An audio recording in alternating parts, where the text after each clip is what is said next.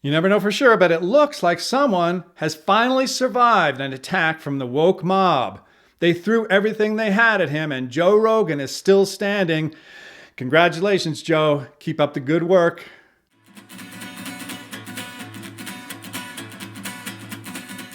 For those of you who were living under a rock for the last few months, Joe Rogan had the audacity to invite a scientist onto his show who did not agree with the popular COVID vaccine narrative. I guess because the COVID narrative is settled science, right? As a general rule, I am very much pro-vaccine, but I've got to say, they even tested my faith on this one. But after having challenged the settled COVID science, he had the temerity to say the N-word on his show in a friendly context 10 years ago, causing most of Hollywood to point out why it's perfectly fine for them to say it hundreds of times in one movie for some ridiculous esoteric reason, but not for Mr. Rogan. And we take political advice from these people. Now, I'm actually not a huge fan of Joe Rogan. Anybody who says positive things about Bernie Sanders has to do some serious thinking before they will earn my respect. Insanely consistent? Joe, I think, takes a lot of drugs, so maybe he transposed those two words. But Joe, I mean, lots of people have been consistent. You're going to endorse them too? Unlike Bernie, Joe has not been incredibly consistent. In fact, he's all over the map. But this is important. There's absolutely nothing wrong with that. You see, Joe is an entertainer. Joe realizes he's an entertainer. Joe recommends that no thinking person should take political advice from him. You got to give him credit for that.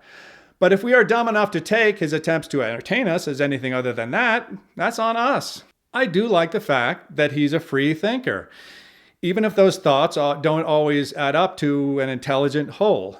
Apparently, many people agree since Joe Rogan has a larger audience than most major news networks, including CNN. But I'm sure that had nothing to do with them trying to get him off the air. The fact that Joe Rogan seems to have survived the woke mob, I think, has absolutely nothing to do with Joe Rogan. He basically did everything wrong that you could possibly do when being attacked by the mob. He groveled, he apologized, he recanted, and his employer, Spotify, basically did everything except cancel him, including removing a bunch of his episodes and paying a $100 million ransom to the mob. And yet, Joe Rogan survived. You may have noticed that I have not been incredibly kind to us as American citizens lately. It's been disappointing to see us go down one rabbit hole after another, and fall for one leftist trick after another. I get to the point where emotionally, sometimes I just feel like giving up. But Joe did not survive because of Joe Rogan.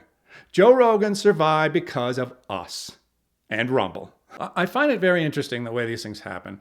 Some people tend to think that in terms of grandiose conspiracies, evil geniuses behind the scenes, pulling our strings, like some giant brain in Washington, D.C. or at some big bank or wherever, controlling us without our knowledge. It's much easier to think that way, much simpler. If someone else is to blame, that makes it much more of a black and white situation for us. But in my opinion, that's just not the way it works. Human societies, especially here in the United States, are much more organic than that. We've watched cancel after cancel after cancel, and we haven't thought all that much about it other than being a little annoyed. And then, one day, things aren't feeling so good anymore. The decisions our leaders are making don't seem to be good ones.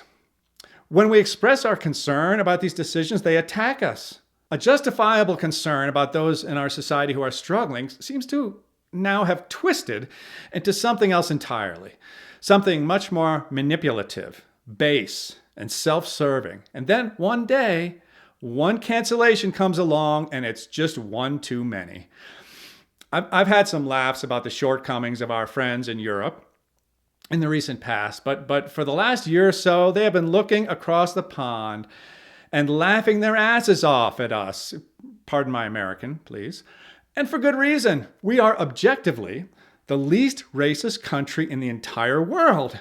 And yet, we've spent the last year ripping ourselves to pieces over an issue that no longer has any meaningful standing in American life. They've been looking at us, some with friendly concern, and wondering when the hell we were going to wake up. Well, my friends across the pond and my fellow Americans, that would be now. The left has become paranoid, old, tired, calcified, like a once imposing dictator, finally breathing his last rattling breath. Since they have taken control, and I mean this almost literally, nothing has gone right. I mean, nothing has gone right. And some of this is not their fault, but a lot of it is. And we are saying to ourselves, if they can screw things up this badly in so many places, on so many levels, why the hell should we listen to them about anything at all? We're looking at the things we see every day and the people we spend our time with, and we're wondering why these things are so different from the things they are telling us.